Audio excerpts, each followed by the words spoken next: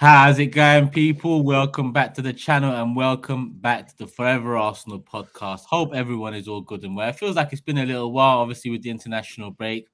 There's been a week gap between our last pod and this one. We're so used to doing it pretty much twice a week that, it feels like it's been a little while. And James is not available. Sorry, he's on holiday this week. He's not like Jordan and Lee. We're on holiday. I was going to say, when we're away, Turkish. No, we're away. We're aren't we? Like, you know. I tell you what, he's becoming a little bit of a diva. Him, you know what I mean? His Forever Arsenal show's got over five people watching it now, and he thinks he's like, you know, whatever. Knowing James, he'll be watching this back, so he'll have a few things to say on the next pod. Apparently, he's on the slopes. Yes. No, slippery slope. I'll tell you, that's what he's on. He packed it in. We got Dan though slotting in. Dan, it's been a little while. Hope you're good, my guy. Yeah, I'm all good, man. Pleasure as always. When I got the call, I thought might as well jump on and see what you three are saying. But thanks for having me, man. Come on. And I mean, it's international break. We've got Leeds coming up. Lee.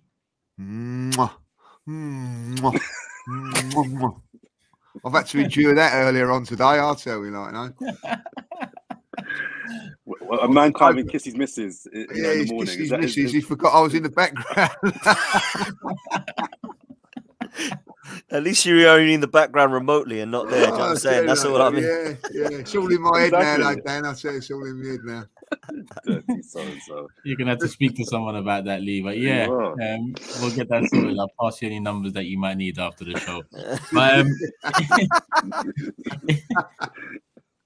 international break is pretty much over. I say pretty much. I think it is over in terms of Arsenal players playing, and it seems like we've come out of it somewhat unscathed. There's rumors about Partey missing the last Ghana game, a little injury that they didn't want to risk and potentially getting worse. Saka, another man of the match performance from him, a goal and an assist, and what a goal it was. Let's start with Saka, I guess. Did you all watch the England game? Yes. Yeah. Beautiful goal. Buzzing for his performance, buzzing. There's something about him as well. Like he just keeps on performing. You know, he just keeps on performing now. He just anything in front of him, he just gets through it, and he gets through a better player. And what was it? Like 9 man of the match awards for England out of about 20 games or so. The numbers are very good in Saka's favor. Jordan. Yeah, I was there. I was there for the second game, the Ukraine game. Really? Yeah. I was in the VIP. That's exactly why I was there. I've like the was it Club Wembley, whatever they call it, a box. I was there to see it, and I had a really good angle as well. I was at a really good view of the goal. I think the fact that Saka is now, apart from Kane and Pickford, the guarantee pick, I would say, on the England team sheet, says a lot in a position where there's so much competition. Just speaks volumes about how good this guy is. I remember having arguments with friends of mine at the last Euros, saying that he should have been starting then, and people thought I was just being biased because he was an Arsenal boy. I thought he was ready to start in that team. But okay, you could argue that was maybe a tournament too early, but I would have started him in that tournament. But we've seen how he missed the penalty in the end. But I actually thought he put in some good performances, in particular in that Euro final against Italy. There was that famous kind of image of, was it Chiellini dragging Saka back by his throat? And then he went to the World Cup. We saw what he did in the World Cup. Again, there was a lot of Rashford or Saka, Foden or Saka. For me, it was always Saka. And I think, again, he proved us right. And what we're seeing in these qualifiers now, he's just amazing. He's just amazing. I'll say I watched your stream last night, Turkish, with Cecil. And there's always talk about Saka being world-class. I had to call Cecil last night and cuss him out. We had a long chat and he came around to my way of thinking because he's got sense. Saka's not world-class. He's not world-class. And for me, he's not even close to being world-class. And I know a lot of people are getting carried away with this whole Saka's world-class thing. He's brilliant. He's operating at a very, very high level. Very, very high level. And the world-class debate is always a bit annoying because there's no definition. Everyone's got their own definition of what world-class means. There's no right or wrong. But by my metric, he's not ticking any boxes at the moment that says he's world-class for me. So whilst I love the boy, and I've waxed lyrical about him all season, He's operating at a very high level, and I'm loving what I'm seeing. Sign the contract and let's go. He's not world class. According to my definition, and my bar is quite high, he's not even close to world class yet for me. However, that doesn't mean he's not doing amazing things. And I think we'll get to the rest of the season shortly. But I think if we can get this Saka for the last 10 games of the season, I just don't see who stops him. And then in turn, I don't see who stops us. So as long as we can continue getting what from Saka we're getting at the moment, I'm a happy lad. Is Ederson world class? I think he is world class, Lee. I think he is world class. Yeah, I see what you've done there, but Ederson is world class to me. Yeah. I think he's on the way to being world class. That's what I think. That's the thing that me and Dan was talking about that the other day on DR. Every box at this moment he's ticking to do that. I think that if I'll be really honest, I think the international stage, I think he's smashing it. I really do think he's smashing it now. I think that you're right, Jordan. He's now, I think, second name on the team sheet. I think Harry Kane's first, then it's him. And for someone at 21 to be in that position, that's unbelievable. Yes, I think he's seen off competition there of high quality as well. 2-3 years ago, everybody was talking really about Foden, and rightly so, because he was playing for Man City and smashing it. But Saka's come through and overtook him now. I think in the Premier League now, he's producing it week in, week out, which is again another good achievement, because the Premier League's a difficult league to do it week in, week out. The one place he hasn't done it yet, and that is obviously Champions League, because he's not been in it. So I think that if he smashes that next season, and then he's definitely on the road to it. And what a fantastic thing, we've got an Arsenal player that I think now, I can't remember, I was saying this the other day, we've never had a star England player at Arsenal. I can't remember one, like, you know what I mean, where he's the number one England player. We've had potential, but never like the standards that this guy is going to set for us. Hopefully, I think he's an exciting player. We've all known it for many years. If I've been like, this is a boy that, don't forget, that carried Arsenal for a couple of seasons. Arsenal Football Club, 19, 20, carried this football club, and is now not carrying the Arsenal team now, because it's obviously got better players around it and all that. But what he's doing is he's taking it to a different level, and without him, I don't think we would be challenging for the title, because you just look at his goals, some of his goals that he's got, get some important games as well. And there's always a thing, isn't there? Like, and he's smashing this. Nice guys don't succeed. I mean, there's always that thing. You've got to have that nasty streak in you and all that. Like, he's just a lovely, lovely kid as well, isn't he? Like, and I think that we've all mentioned this before. All other clubs love him as well, like, that says a lot, and the players at every England camp now, some other England players desperate to come out and say how much they like Saka and all that, like, so it's good for us, it's good for Arsenal, it's good for England, and long may it continue. I must say, listen, I must say, I'm starting to run out of superlatives for this kid now, if I'm honest with you. What he's done at an age of 21 years old for club and country already is astounding. For me, the best youth player to come through Arsenal, I think already. I honestly believe that when we look back at all the careers of Arsenal players, Saka will be put above Jack Wilshere, Ashley Cole, Tony Adams, Rocky, Michael Thomas. I honestly believe that. I think this kid is ridiculous for his age, absolutely ridiculous. And it's hard to compare eras. It's hard to compare a career that's finished to one that's just started. But I honestly believe that, and I'm quite confident that we will look back at that and say, "Wow, that was absolutely the right call." I think as well, what people don't give him credit for this season is in the ratings of every single game he's played for Arsenal. The lowest rating out of 10 he's got is 7.1. Everything else has been above 7.5, 8s, and 9s. That's ridiculous amount of consistency, Turkish. Like, we're talking about a kid who, by the way, when Ashley Coles and Tony Adams were there, they were surrounded by talent, absolute talent that had won stuff, winners. Now, Saka's is now surrounded by talent, but they haven't won anything together. And this kid is just taking everybody forward. And now he's doing it for his country as well. Because if you look at the performances of the last 3 tournaments, one without Saka, 2 of them with, he has been by far one of the standouts in both of those tournaments at the age of 21. And like Lee said, wasn't even sure if he was going to play much of it. And Jordan likewise said it as well. But wow, straight in, fair play. That's one thing Southgate has done, is trusted Bukayo Saka. And I think Saka's not really giving him a chance not to. He's not really giving him a chance to drop him with his performances. And the last thing I'll say about it is, and it's really interesting what Jordan says, because this world-class debate thing, I said it on DR with Lee and with Laurie and Ty. I said, if I was to pick a front three, I'd go Haaland up top, Mbappe and Saka. That'd be my front three. I put him ahead of Vinicius, Neymar, other names that have been mentioned. I really would stand by that. But this world-class thing, nobody can tell me what the definition of world-class is. So if somebody gives me the definition of world-class, I'll see if I believe Saka is world-class or not. But everybody's got a different opinion of what it is. Is it you get into a world 11? Is it your best three positions, top three in your position? Is it you'd walk into any side and make them better? What is world class? Because to me, world class is like Messi, Ronaldo level. But maybe I'm up playing that. Maybe that's best in the world. Nobody can tell me. I've come to the conclusion that I don't actually care what it means. I just know this kid is sick. And I know that we've got unbelievable talent on our hands, that he's going to potentially go and do some amazing things for his club and country. And I just love this kid, man. And, you know, what Lee said there about everybody loving him, that's very rare. That's very rare you get a player of that quality that everybody likes, because we've seen how many people love Thierry Henry. They do now, but at the time, they all hated him because he was doing horrible things to their club. Saka's doing horrible things to everyone's club, but everyone can't help but love the kid, because this off-the-pitch stuff really does go a long way for me, man.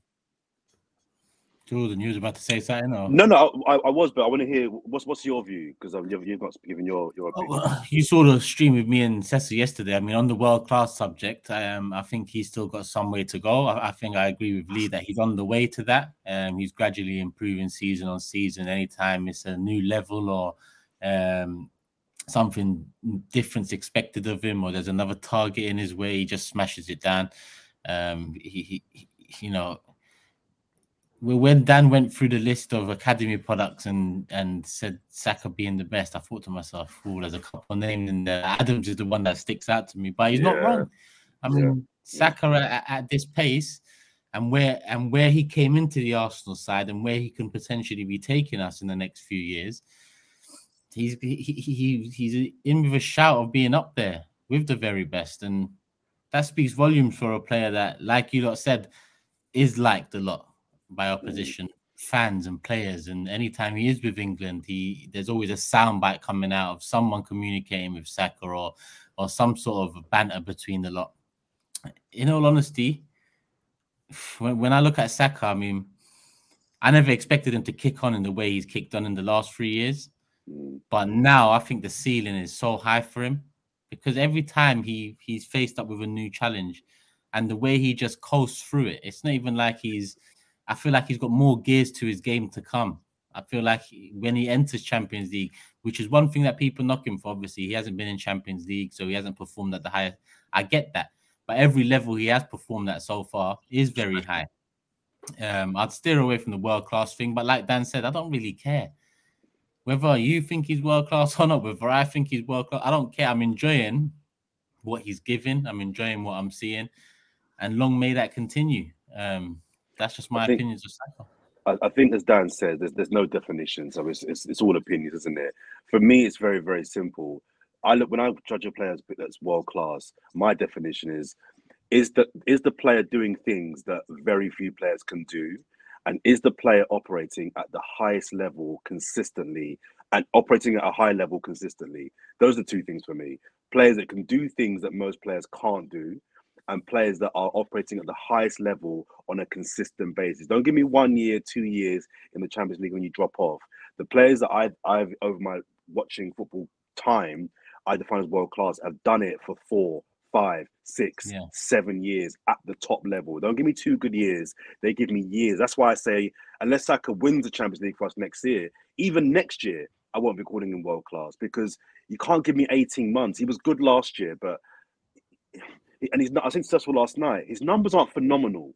Let's just calm down. He's got 11 goals and 10 assists. Those 12, are good numbers. Yeah. Is it 12? Okay. Those are good numbers. They're not phenomenal numbers. They're not like, whoa. Do you know what I mean? So I think we just need to, as Arsenal fans, appreciate him, as you both have said. Who really cares? He's delivering on the pitch for us. So that's what we really are focusing on. My final point would be, I guess, a question to you guys. The contract that's pending, I'm interested to see how he responds off the contract, because there's been a lot of, if you like, case studies in the last 3 or 4 years of guys that have signed a big contract and their form has dipped. And I think there's a natural it's a human, what's the word? It's humans, I think, to kind of get rewarded and then slightly tail off. The difference between, I think, Salah and Aubameyang and others that have done it in recent years is they were all of a certain age, whereas Saka's really young. So I'm hoping that despite getting a big contract, he still has that hunger to want to achieve. But do you guys have any concerns about him getting the biggest contract at the club? No, I think it's the age thing, like you say, Jordan. I think Salah, Aubameyang, Ozil, we've seen that they kind of got to their latter stages, and I think some would say they were probably going to naturally go into the decline as a footballer. Saka being 21, I think, you know, if he tails off, then I'll be very surprised, if I'm honest, because I think the ceiling's so high for this kid. I remember when Martinelli first come on the scene, I thought, wow, I mean, this Saka looks good, but this Martinelli, his ceiling's higher. And I remember that changing very quickly. I just remember seeing this kid thinking, no, actually, I'm the other way around. I think Saka's going to be higher. So I think we're in another situation where I think Aubameyang, Ozil and Salah were all in a transitional period with their team around them. So Salah's now gone through a transitional period in the time that he signs a contract. Ozil and Aubameyang in the same situation at Arsenal, where they were the only real key men. Everyone else was either didn't really want to be there or was in the period of transitioning in the squad. So I think Saka is going to sign at a good time where the future's bright, and I think that'll be the key difference for me. So age and the future at the club, I think, will allow him to continue, in my opinion. Dan makes a great point there about Martinelli. Martinelli signed a new contract and his performances have lifted since signing that contract. So I think with Saka, I think that, you know, listen, I think he's on £50,000 a week now for a 21-year-old. Not bad. It's not bad. Not bad. I'd get by, I think, Justin. I think he gets by, like, you know. So I think that, you know, he's had boot deals coming his way and all that. Do you know what I think also? One thing great about Arsenal, they're taught all that. They're given that DNA in their remit when they come to the Arsenal. If you look back at it, we've all met Arsenal players. Have any of them ever disappointed you? The ones that have come through the academy, never, none of them, because I think they're given a certain there's certain thing about them that they're groomed into being this the way they are, the Arsenal, and etc. etc. And I just think that he's a great example of that. I just think what everybody said. Probably Ashley Cole is the one that I was just going to say that actually. Yeah, Cole. Yeah, it's probably the one that, you know, you'd look at and everything like that as the one that sort of guaranteed playing for England and probably world class, come from as genuinely world class. You know, the number one in his position. And that's what Saka's got to achieve. But I listen, for me, I'm the thinking of, like, you know, whatever contract it is, it's good for him. And I'll say this, you know, people go, oh, £300,000 a week or £250,000 a week is a lot of money. Yeah, it is. But if Arsenal don't pay it, somebody else will. And if we was to let him go, and just think about this for nothing. We'd have to buy someone and replace him. How much is that going to cost? You know, so listen, it's a bargain, whatever we give him, like, you know. So, and I don't know about you, I'd be very, very disappointed not to be seeing Saka's best years at Arsenal now, like, because I've watched this kid for a couple of years now, and the club have got me invested in him, excited in him. I love going and watching him play football. And I want that to continue for a very, very long time. Yeah, I mean, what it also shows is on the pitch, Arteta's managed to turn it around and we're back challenging again where we should always be.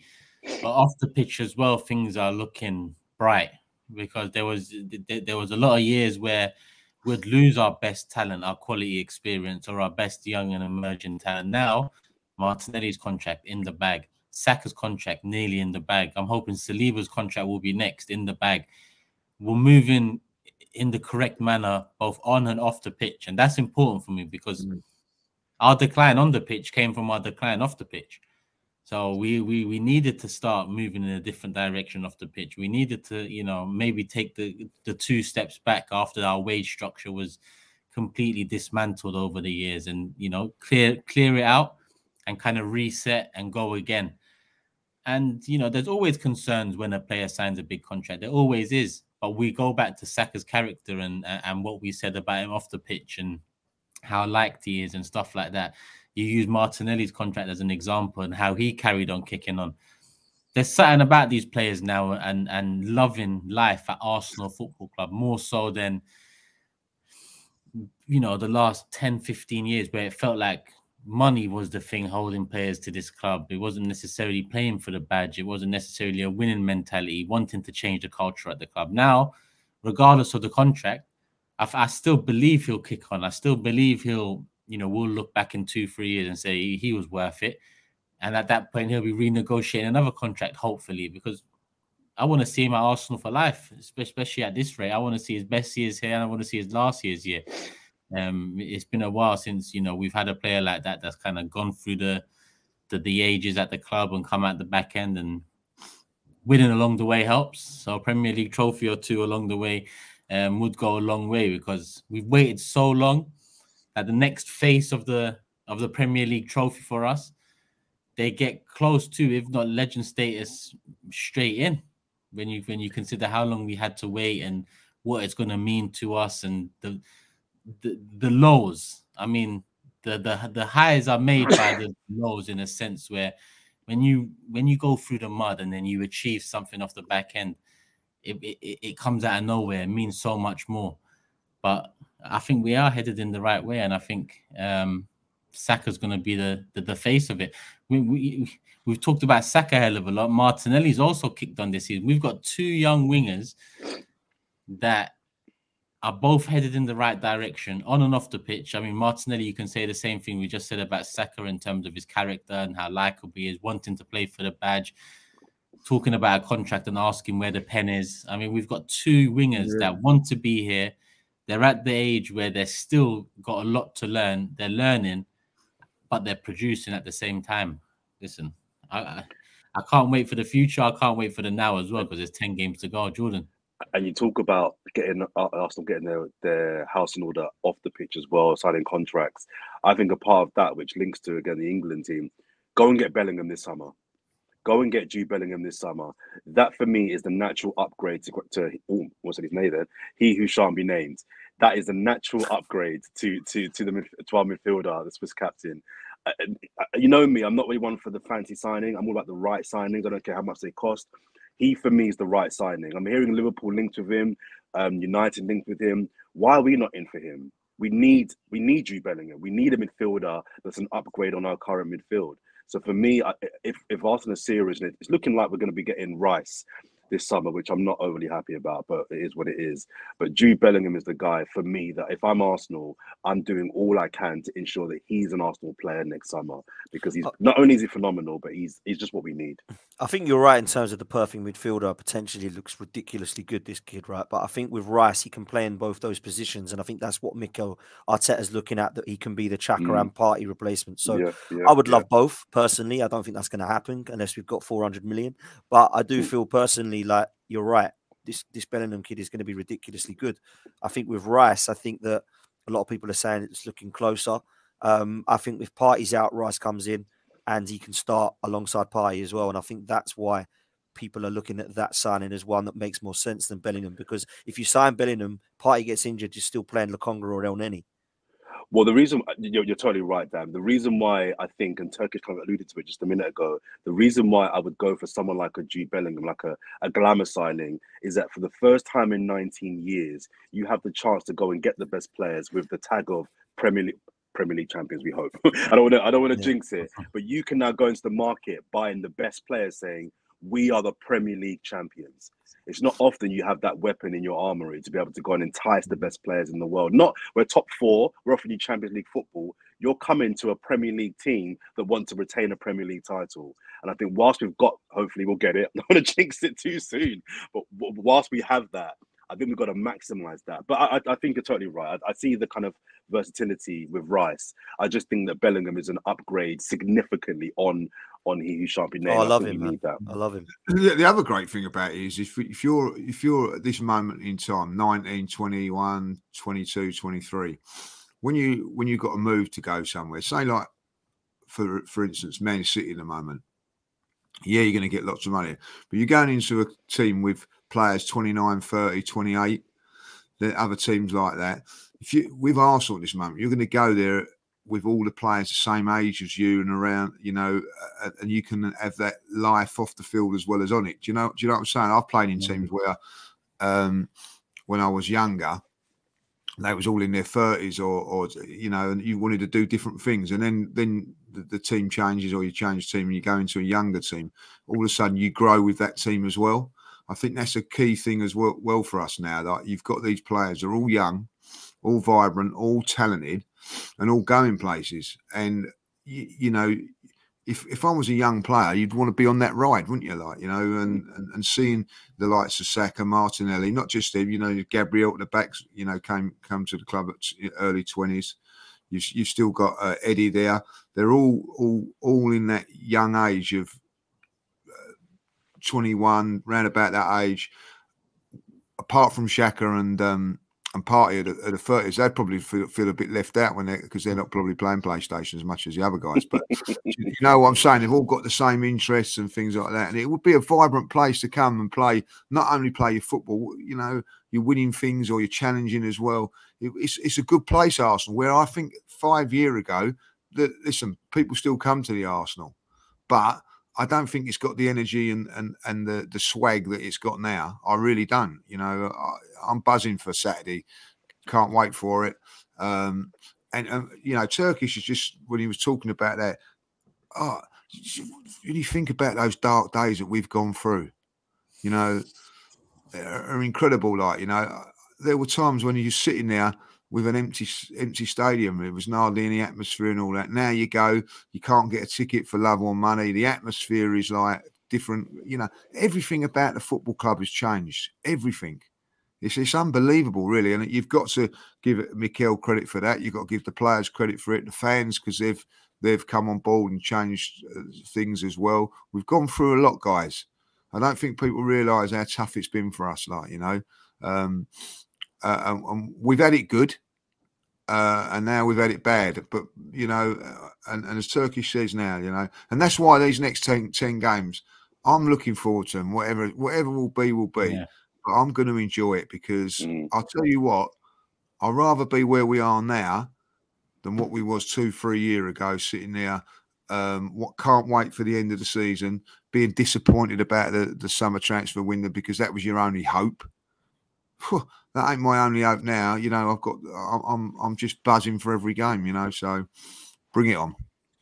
Yeah, enjoying the ride. It's been a while since we've built a team like this. It's been a while since we've challenged like this.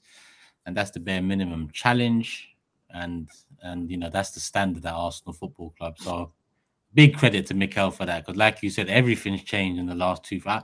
I could never see this change coming in this manner where everything's kind of clicking at once, from the fans to the manager, to the transfers, to the football on the pitch.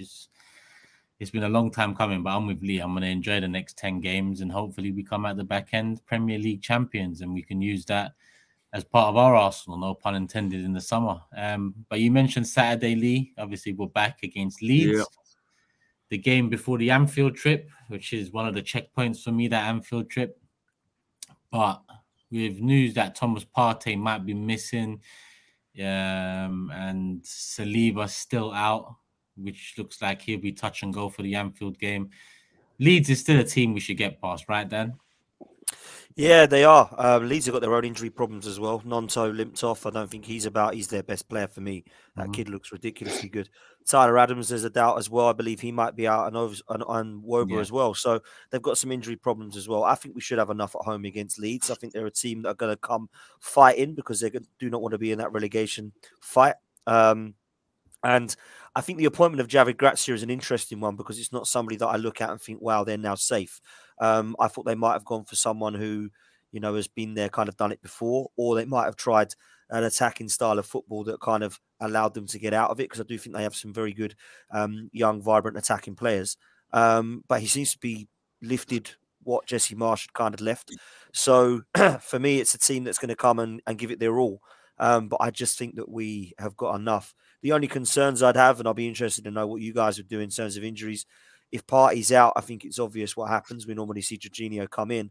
But if Saliba is a doubt for this one and isn't able to play, which I don't think he will, do we go with Rob Holding, who was a fantastic player against Crystal Palace, and I thought he did well in Sporting Lisbon at home?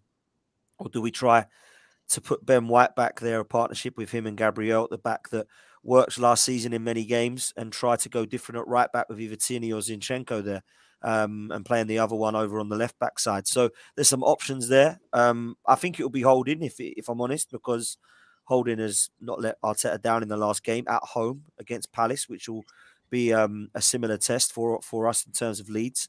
But there's a couple of options there now if Saliba's out. All I'll say, Turkish, is we missed them both and they need to be back for Anfield, because Thomas Partey and Saliba, along with Saka, for me, are probably three of the most important players, particularly in that spine. So I hope it isn't long-term with Saliba. There's rumours that it is going to be a couple of weeks. And I thought it was a back injury, but I'm hearing it might be his hamstring now. So I don't know what the rumours. They've been kept very quiet in relation to how long he'd be out for and what he's actually done, which I don't know if is a good thing or bad thing. And with Thomas Partey as a precaution, I imagine that if he's not fit, he'll be on the bench, and then he should be okay to start against Liverpool. But huge games. It's funny because everyone's looking at Anfield. We can't look ahead yet. We've got to be getting past Leeds first. You know, I don't want to be looking ahead to Liverpool and Man City and then messing up to teams like Leeds, Southampton and West Ham. So we need to just concentrate on Leeds. They're a good side. They're a side I've always respected since they've been in the Premier League in terms of how they've tried to play under Bielsa and, to be fair, at times under Jesse Marsch. And I think now they're a team that just won't want to get anywhere near that relegation zone. The only good thing is they might look at this game as, if we lose, we're not going to lose our heads by this one, because it doesn't mean we're going down. Arsenal are a great side this season, and they'll be looking towards the fixtures past this one to see where they can get their W's. And I don't know that they'll look at this one as one of those. But for me, this will be tough because it always is. They always give us a good game. There's normally some goals in this game, to be fair, and I'm expecting the same. But yeah, the injury news is the only thing that concerns me going into this one, mate. Yeah, I mean, out of the options you presented, I wouldn't mind seeing Zinchenko maybe start at the right, Tierney on the left, and Ben White and Gabriel. But at the same time, the kind of the spirit and the bond that Arteta's built at the club is come through giving chances to the players when necessary. So I believe Holding will be kept in that position just to kind of keep things flowing, keep the energy going. And I'm still confident about beating Leeds with Rob Holding at the back. I know he's not William Saliba, but like you said, he done a job against Palace. He done a job against Sporting when he come on. So it is what it is. It's just the Anfield game I look at. And again, Dan, you know, Saliba, Partey, Saka, three of the most important players. I'd probably add Jesus into there. Actually, then you can add Odegaard as well. We got so many important players, but Saliba is key to why we are where we're at top of the league. Defensively, yes, he's made a couple of mistakes over the season, but it's his first season, and he's still a young man. As much as we talked up Saka a while ago, and I mentioned Martinelli too, you could include Saliba in the conversation of a player that's potentially headed to a world-class level. In 3-4 years, I wouldn't be surprised if Saliba's talked about as a world-class centre-back, because he's got everything needed. So the sooner he's back, the better. But against Leeds, I think with Rob Holding and their injury news as well, we should get the job done. Jordan, thoughts on how we should go in Leeds? I think he will go with Holding. I think he probably should go with Holding. Let's not try and be too clever. I know Zinchenko at right back is an option, but I just think leave it as it is. Leave Ben White at right back. That's working. Don't change too many things to fix another problem. Leave Ben White at right back and put a centre back, Rob Holding. So I think he'll do that. I think I agree with both of you. I think he will be good enough to handle what Leeds have to offer. My issue comes with people like Rob Holding. I agree with Dan that he was good against Sporting and was it Palace? Yeah. When you start getting into 4-5 games is when I get concerned. 2-3 games, I think he can do the job. Even if it wasn't Liverpool, if it was, I don't know, West Ham we had after Leeds, I'd still be concerned about, all right, when you start getting to 4, 5, 6 games for squad players, I get a little bit nervous then. So, without looking too far ahead, I would be nervous if Holding was in for that fourth game. But I think for this game, we should be okay. This game really is important in a sense that these are the games that wins the title. I think with the buffer we've got, we've afforded ourselves almost a luxury, dare I say it, of being able to drop points against City and Liverpool and still be in a good position. You can't drop points against Leeds. No. You beat Leeds, you beat West Ham, you beat all the teams that are down there, and then you protect the buffer. And we'll do our best against City, Chelsea, and Liverpool. There's no point in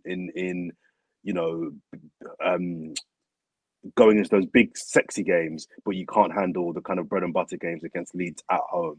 So for me, this is a must win, because if you don't beat Liverpool, if you don't beat Leeds, you then have to, for me, go to Anfield and win that game. I've got a feeling we will beat Liverpool, but that's a separate thing we'll do next week. But if you don't beat Leeds, you then, for me, have to beat Liverpool. You have to beat Liverpool. So I don't want that pressure. I think we want to go to Anfield knowing, let's do our best and see what happens. And if we lose at Anfield, we've still got a nice buffer. But for me, the bread and butter game to win this title are Leeds at home. So this is arguably more important than the Anfield game, because it's a home game against a team where, if you want to win this title, this is what title-winning teams do. They swat aside the teams at home that are, fifth down sort of thing. So it's big for me in that sense. Lee. It's a good point. That is, I think a couple of things for me. I'm with exactly what you all said there, and certainly what Jordan was saying there. I'm happy for Holding to play on Saturday, but 4, 5, 6 games is a worry. It's the same thing. I've got no problems with him coming in doing a job like all of them, if I'll be honest. But for me, if they're all fit, if Partey is 100% fit, if Saliba is 100% fit, they play, because it's a massive, massive game. Where we've got a little bit of an advantage, I think, over teams at this moment in time, is that we play on Saturday, and then we don't play until the following Sunday. So we can have a nice rest, get the players back. Now, if those players are not 100% fit, and I mean that's sincerely not 100% fit, then they don't play, and you get them fit in the week for the Liverpool game. Because I think that coming the Liverpool game, come the Man City game, come the Newcastle game, come the Chelsea game, we need to have our best players playing, our full team. We can get away with it playing Leeds at home, which doesn't mean to say that we're being arrogant when we say that. You can get away with it a little bit. Like, by the way, Tierney, I thought, was brilliant yesterday against Spain. He was. Yeah, so, he was. So he's just put himself back into the frame of a few after a few getting some minutes and for Scotland. So the international break we all don't like, but it's helped out certain players, him and Smith Rowe. Also, the other thing going into this game, this is important, that we just get the job done. 3 points, end of. Liverpool play Manchester City before, as we all know. They also play Chelsea in midweek as well, like while we're resting, and then come and play us at the back end of 3 really, really difficult games. So, when you're going away to Chelsea and away to Manchester City, and then you're coming back against Arsenal, and a fresh, vibrant Arsenal, it should put us in a good position, but only if we've beaten Leeds. And Leeds won't be easy. These are the games that worry me. I'll tell you why this worries me. Because there's the expectation that you win the game. You expect to win this game. Now, when you expect to win games and you don't win the games, that's when they hurt. So, this is the one that really, really needs to win. And if we want to keep... Listen, we want to go into that Manchester City game. I know people will say this. We want to go in there 11 points clear, and we can do that if we win our games. You know what I mean? Nothing Manchester City can do about it. If we win our games, if we beat Leeds, we then beat Liverpool, and we beat West Ham, then we beat Southampton, right? That's 4 games, guys. You know what I mean? Like, if we can win all of them 4 games, we go into that game, whatever happens, minimum of 11 points clear of them, because obviously they've got the semi-final that weekend. That is massive, massive, you know what I mean, to go to the Etihad with that. How do you get that 11 points? You cannot slip up against teams like Leeds, and that's why it's very, very important. I'm with you on this. Like, the best thing about Arsenal and the way we play at the moment, Saka and White, they've got a good partnership. Don't break it if you don't have to. And that anybody else coming there, I see what we're saying about putting Ben White there. I'd even put Tierney in at centre half if it comes to it. He played very, very well on the left side of the back 3. But Holding's been there for a reason. You don't keep someone like Holding for just for sentimental reasons, you know, and he proved that in the last 2 games. He's not been about, really, hardly played, and he's come in and put in 2 fantastic performances. Go again, Rob, do it again. And when you look back at it, guys, if we do win the league, it's not just your Sakas and your Martinellis and that, it's everybody. Everybody in this football club's contributed. And you need to have that, like, you know what I mean? You need to have a squad players. You know, if you look at all the teams going from when football existed, you know what I mean, like super subs and things like that, like, you know, they're there for a reason, and it's part of their makeup and their job, and you need to have squad players. Rob Holding, by the way, is a perfect squad player because he never moans and groans, and when he comes in, he does a job. It's not going to be the elite level because we've seen that with Saliba. That's why Saliba plays week in, week out, and he doesn't. But when he comes in, he does a job. Yeah, I mean, Man City got Liverpool this weekend as well. Do you don't think there's any chance of a slip up there? Not for me. I think Man City win comfortably. I think City win the game, but I don't think I wouldn't put money on it. I wouldn't be stunned if that was a draw. Do you know what I mean? But I think City know they have to win because City know we play after them at Leeds. City know that we're likely to win our game. So I think City go into that game knowing, guys, we have to win. We have to beat Liverpool because those guys in 2 hours' time ain't losing to Leeds. So to keep in this title race, I think they'll win. But I don't think it wouldn't be a shock for me if it was a draw.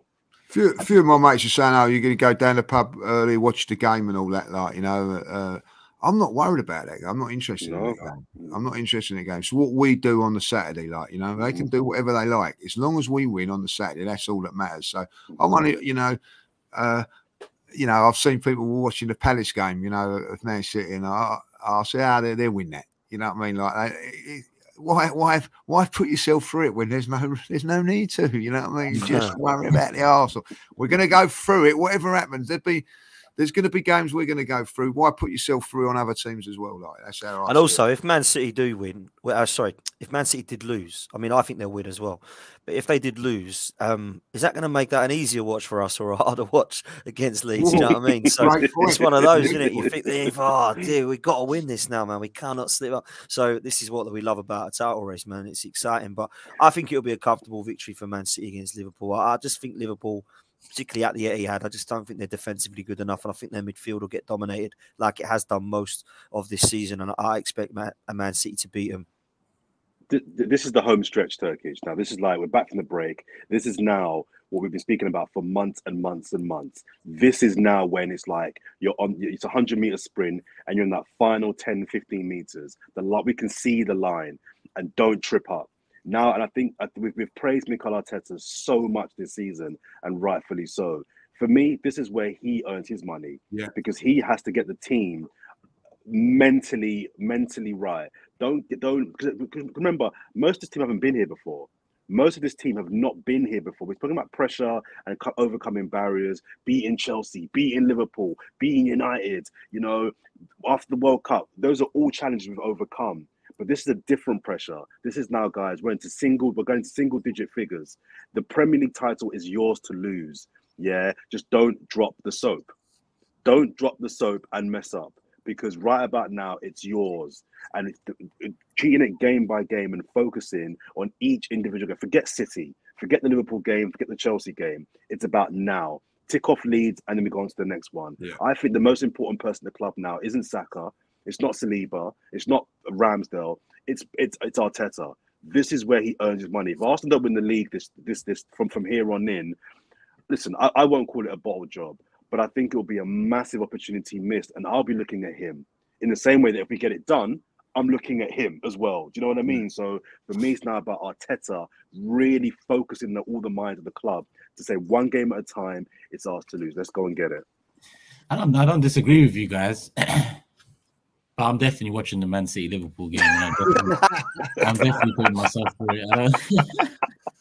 I'm definitely going to be watching that. Listen, I actually think Liverpool can get something out of it, and the reason I'm keeping a close eye on City as well is because, listen, a draw at Anfield and a loss at Etihad, then City are above us by goal difference.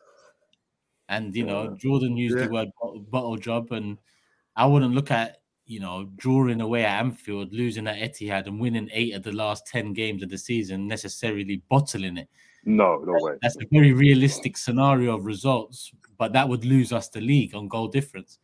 So I'm still keeping an eye out on Man City and hoping that they slip up somewhere along the line as well, and we can take further advantage of that. There's just something that tells me Liverpool, they haven't had the season that they've been having by their standards, but they could still have a say over the next couple of weeks in the title race, where the title goes, and so on. And listen, Anfield's going to be a tough task, but if they can kick off the return of the Premier League by taking points off Man City, we can potentially be, what is it, 8 now, 10 clear, 11 clear before the Anfield fixture. So I'm putting myself through it.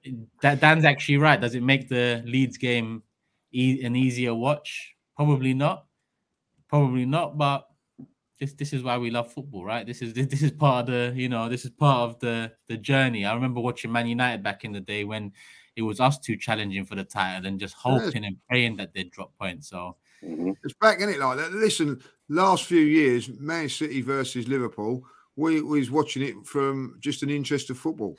Yeah. An interest of football. We're both wanting to be those teams, weren't we? We're watching, thinking, I'd love to be like them. Yeah, and now, we are interested in Manchester City's results and all that, because it benefits us, and that's what it's all about, So, listen, if people are going to watch it, of course they are, you know what I mean? And listen, I think I'm in the studio, and if I hear that Manchester City are losing 1-0, I'll be tuning in, like, you know what I mean? Yeah. But that's what it's all about, isn't it? Like, So, listen, it's a great thing. The other thing is with Liverpool is that the next week defines their season.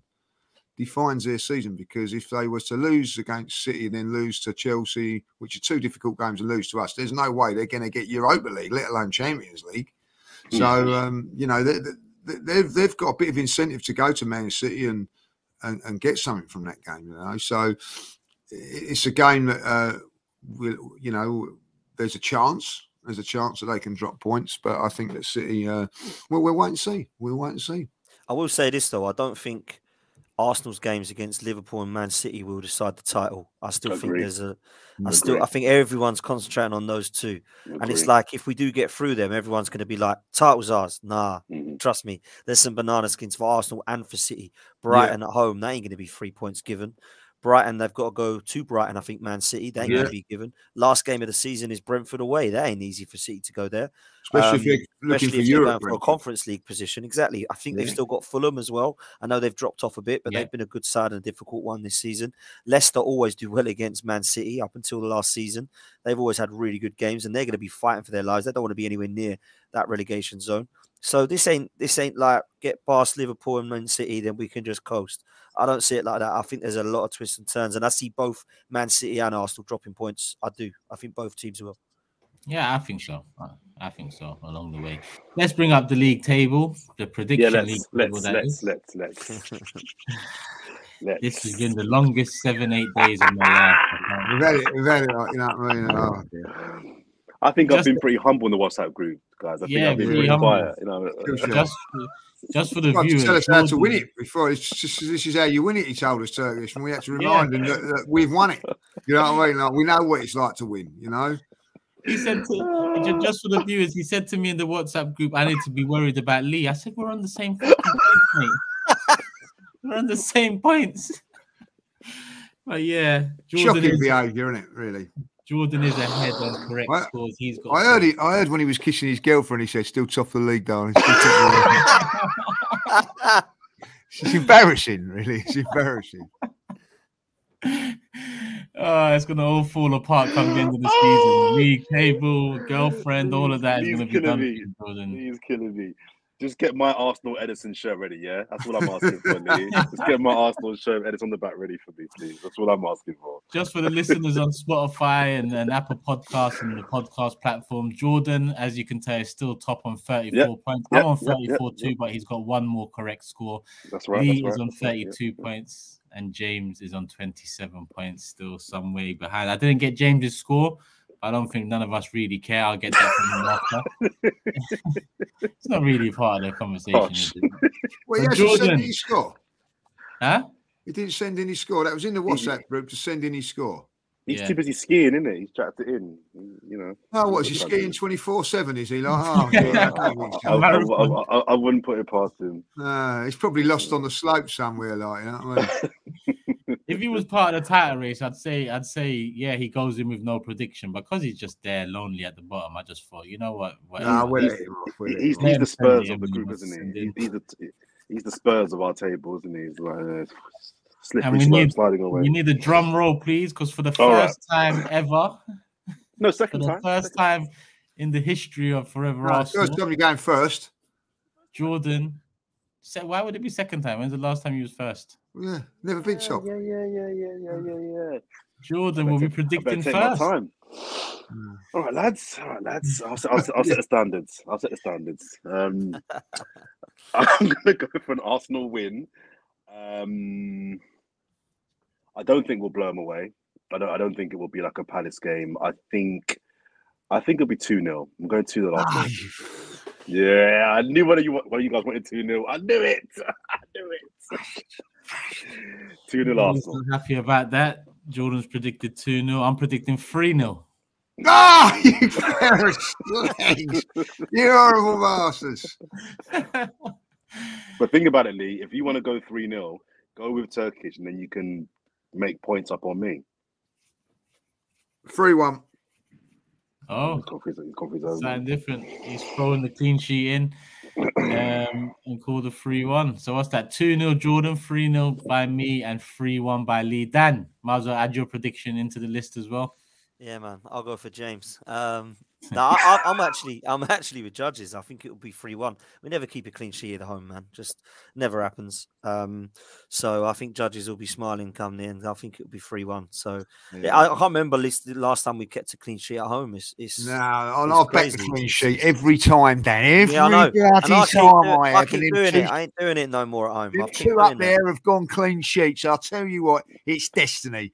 I ain't going to win this shirt this year. It's bloody destiny, and I don't want to ask. I don't want to ask them not to score a goal. It's not. They didn't score a goal. So. It's not destiny. It's I can't go 4-0. I can't go 4-0.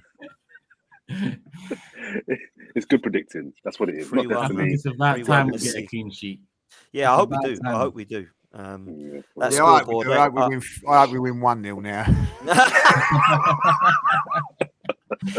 You don't want to cut that goal difference down, Lee, no? No. What kind of team player are you? 4-0, like that. I mean, I'll tell you what, 4-0 would be fantastic, lads. I'll be honest. That'd be fantastic. Yeah, it would be. Yeah. Jordan, I hope this 2 weeks 2-0's better. But yeah. Back to regular schedule. 2-0 for the last 10 games at home, right? I've not got it. You watch now. What time are we on? 52 minutes. All right, let's do comments of the day, and then I think Jordan wants to have a say on the Ozil retirement. But let's do comments of the day first. You not ready on the comments, or should I go first? Yeah, I'm ready. You go. Finally. This is from Cool Duke. All I can say is with the AFTV team, I don't see improvements in Jordan for the last 3 years. Oh, I had that one as well. I had that one as well.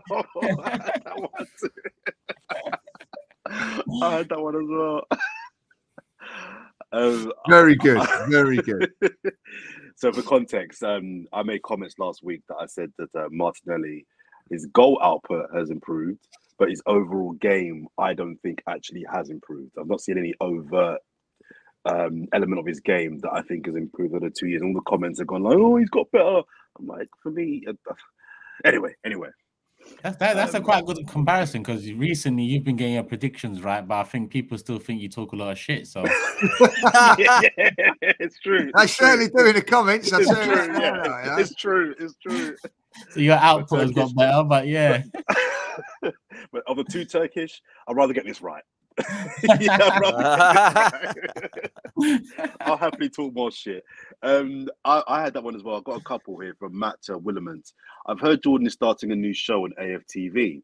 It's called Tactical Highlights. He quickly watches 30 seconds of the game before he goes live and blags his way through. Thank you very much, Matt.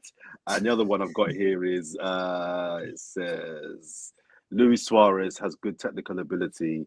Oh no, that wasn't it. What was the other one? I've lost it now. I've lost it. I think actually it might have been what Lee just said. Oh yeah, Luis Suarez has got good technical ability. Okay, maybe not Edison, not Edison level, but still good. Again, in reference to my comments about Martinelli. So people weren't happy about my comments on Martinelli. So hey ho. No, We move. I'm right and all. Which one? I've got a few here. Let me just see. All right, let's go for this one. Ryan said, Jordan not interrupting Turkish for 4 episodes. You've got more chance of Spurs winning the league, mate. I saw that one as well. And he also adds, love the podcast, second best show on YouTube, love AFTV, but Big Six takes the #1 spot. I don't disagree there. I love Fourever Arsenal. I love the Big Six. Love for the love, people. Hit the like button because we're coming up to an hour. Let's get to 1,000 likes. And Jordan, Ozil's retired. You want to mention it? Just super briefly, I know that it's been discussed for about a week or so. We've not done a pod for a week, and I know there's lots to talk about Mesut Ozil, his kind of legacy in football, his legacy at Arsenal. And I remember the time when he left Arsenal. You guys did, not you guys, but AFTV did so many shows gushing over Ozil's time at Arsenal. Oh, he was a legend at Arsenal. Oh, he was great. He was amazing. Oh, he was misunderstood. It's just so much nonsense. And I guess my kind of thoughts on his time at Arsenal was, in the 7 years, he did 7 years at Arsenal. Is it 7 years? 7, yeah. I've said before, I think we had a combined brilliance from him for 2. I think he was poor for the majority of his Arsenal time. Yeah. I think the idea of Mesut Ozil was better than the actual reality of Ozil at Arsenal. I think at Madrid, he was world-class and phenomenal. I think for Germany, for a long stint, I think he won like Player of the Year for Germany like 6 times in a row for the German national team. I just don't think that we got the Mesut Ozil we thought we were getting. And I just think this kind of rewriting of history of how good what he did, I just think is dangerous. I think when you really think about it, pound for pound, in terms of expenditure, Pepe aside, he was probably our worst buy. 42 million at the time we bought him for 7 years, and to get, in my opinion, a combined 2 good years out of him, if I'm being kind, 3, that's not good. There were many, many years where he was poor. He did individual great things in one-off games. But I just think for the ability that he had and for what we expected from him, I think it was a massive flop. I think he was a huge flop, man. All the gushing I heard about Mesut Ozil, I just thought was a bit sycophantic, and it wasn't with shows with me in it. That's for sure. No, it wasn't. It wasn't. No. But yeah, I agree with you. I think two full seasons of top quality and top level performances over the course of his Arsenal career is probably about right. And I also agree with you that in the end, when I look back at that transfer, it was a flop. If you consider the hype of him when he came in, and that includes me. I mean, for years I was buying knockoff shirts, or I wasn't buying shirts because Arsenal, just the decline and the lack of care and ambition behind the scenes. When we signed Ozil, I thought, shit, obviously being Turkish is one thing, but I said, Arsenal don't do this. Arsenal don't buy a player in their prime at the top level of football for a big fee, because at that time that was a big fee, especially for Arsenal, 42.5 million. When he came in, it was just a mad feeling. And I think his first 2-3 seasons, that's where you got the best performances in total out of him. But then that contract, Sanchez leaving, the pressure turning up on him, it was the beginning of the end from there. And he never really lived up to it. I think when I look at David Silva, who I'd say came into the league in a similar mold, one thing David Silva managed to do is get with the robustness of the Premier League, and he had a bit of a rough edge about him. And I think that's what extended his career in the league and his career playing high level. Whereas Ozil kind of went into his shell, and his performances really didn't match up to what we thought Ozil is, and the 350k that was being paid as well. So in the end, I look back at it and remember moments, but generally, I don't really want to remember that time too much. I mean, the FA Cup wins, of course, historic. But aside from that, it was a big letdown. If I'm being fair and balanced, I think the way the club treated him when he spoke out in support of the Uyghurs, I thought was disgusting. I rated him highly for his stance on that. the Uyghur Muslims. Yeah, and I think there were several years where he was failed by the club. He had this phenomenal talent, and I don't think the club supported him with players around him for many years. So I'm not saying his time at Arsenal being a flop was entirely down to him, but I just thought the Arsenal fan base went way too over the top. I mean, Dan, just briefly, what am I being harsh? No, you're not being harsh. Remember? No, you're not being harsh at all. The only thing I disagree with what you said is, well, I don't disagree, but I suppose it backs up why I wasn't a huge fan of him overall, was because it's great having a fantastically good technical player, but if you need to then buy players around him for him to be good, I'd rather just buy a player that don't need players around him. For me, I also believe, and I always use this example, if you're comparing James Milner and Jordan Henderson to Mesut Ozil, Ozil blows about the water in terms of technical ability, but their mentality takes over and makes them better players for me to have in my squad, because I look at the mentality of Mesut Ozil and the lack of work rate, and I'd rather have a James Milner or a Jordan Henderson in my side. Over the years, I think it's proven that those two technically are nowhere near as good, but I still wouldn't pick Mesut Ozil over him, because for me, you've got a player that decides to turn up when he wants, is invisible away from home. I can think of probably 3 or 4 games where he was outstanding. One being Liverpool at home, where we didn't even win the game and it was 3-3. One being Leicester at home under Emery, where he was outstanding. And the other one being Ludogorets away, where he scored probably his best goal at the club. Other than that, I'm struggling, if I'm honest with you. Maybe some good home games against City or Spurs. But other than that, we're struggling. And that for 42 million. Go on, Jordan. So even that Leicester game, again, it was half a game. People forget the second half of that game, the whole team was poor, to be fair, but he gave us a phenomenal 9 out of 10 for 45 minutes. It wasn't even a whole game he gave us. It was half a game he gave us. So even that, you can't even say it was a full game. But yeah, sorry. No, you're right. And I think you can think of some great moments. Was it enough to be this wow signing? I don't think so. I don't think he gets into my top 5 in the Emirates era of players, if I'm honest with you. No way. So, I put Santi ahead of him, Fabregas ahead of him, Van Persie. Obviously, something you could argue that Aubameyang's in there. Alexis Sanchez is definitely in there. Ramsey ahead of him. Yeah, Ramsey is in there. Yeah, there you go. So I think he'll be remembered as that. And Martin Ødegaard right now has, for me, everything that I need to see in my attacking 8 or number 10, if that's what you want to still call him. Because he's got work rate, he's got mentality, he's got leadership qualities, and he doesn't throw a strop on the pitch. So for me, there's a hell of a lot of a difference between that in terms of the players off the pitch. I think when you get your captain coming round after every single home game, being the last man standing out there, clapping the fans, Mesut Ozil was the first one down the tunnel, man, home and away. So for me, yeah, won't be remembered as an amazing legend or great for me. And when I hear Arsenal fans go on about it, I wonder how much of that was what he did on the pitch and how much of it was the aura around him and how great everyone thought he was. Because I saw him and thought he's a good player, but he will never go down as an Arsenal great for me. But that's just my personal opinion. I agree. Lee, do you want to touch him before we wrap it up? Yeah, just, listen, one of the most gifted players I've ever watched. You know what I mean? Never fulfilled it. When people say fulfilled it, he didn't at Arsenal. Wrong time, wrong set of players around him. But even when people say that, he'd be great in the team now, he wouldn't be great in the team now because he hasn't got that work mentality. Yes, he can open up doors and things like that. I just think at the end of the day, we needed a player different what we got, what we needed at that time. But it was just wrong time and everything there, disappointed that he never really fulfilled it, if I'll be honest. But listen, there's been lots of Arsenal players like that, that have come and not quite fulfilled their potential and whatever, But I did see some wonderful things that he'd done.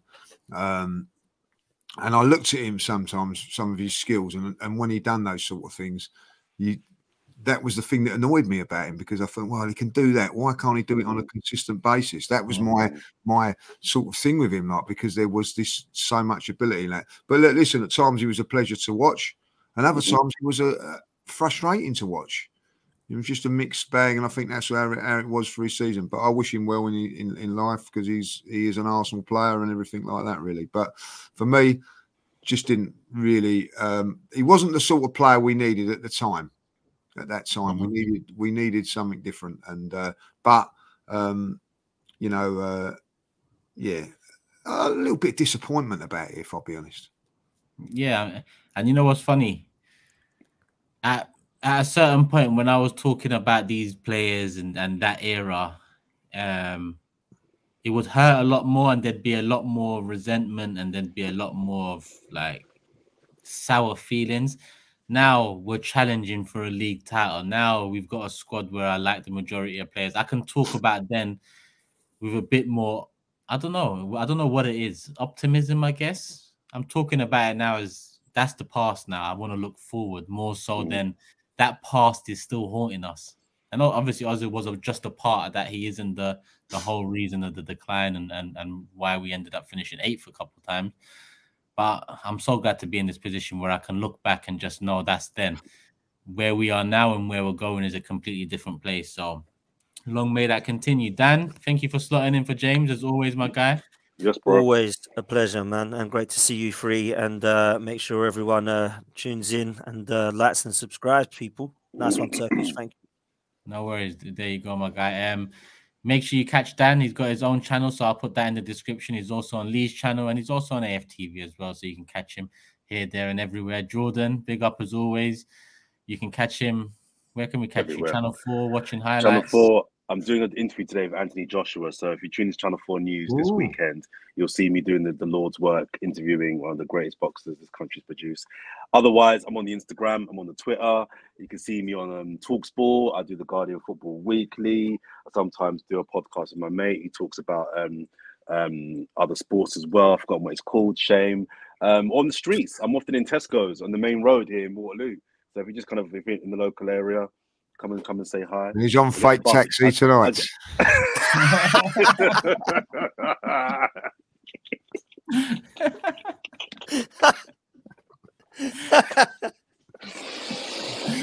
Lee was itching to get that. Are we done? Yes. Nearly, mate. Nearly. I just wanted to see if you had anything to say back. But yeah, Lee, obviously he can't come back from that, can he? Like that, I mean. Nah, cat got his tongue. That's what you got to put up with at the top of the table, Jordan. The pressure is all right. You're there to be shut down, son. I am. Shut down. Keep shooting. Keep shooting. People, we're going to wrap it up here. We've passed an hour again, so make sure we hit 1,000 likes. Make sure you show the man them some love as well. Channel links in the description. And make sure you're back here for the next one, which will be after Leeds, before Liverpool, at some point next week. But let's hope we get the 3 points against Leeds first and foremost. Love for the love, people. We're at peace.